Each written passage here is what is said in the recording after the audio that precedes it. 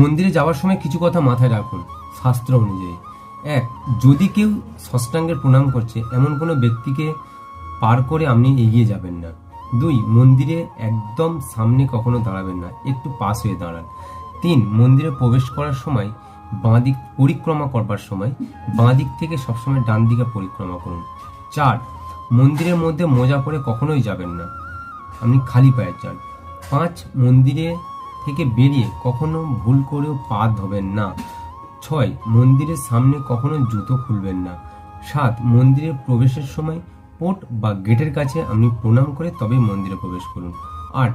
মন্দিরের ঘন্টা বাজানোর পর ঘন্টার নিচের দিকে কিছু সেকেন্ড অপেক্ষা করুন।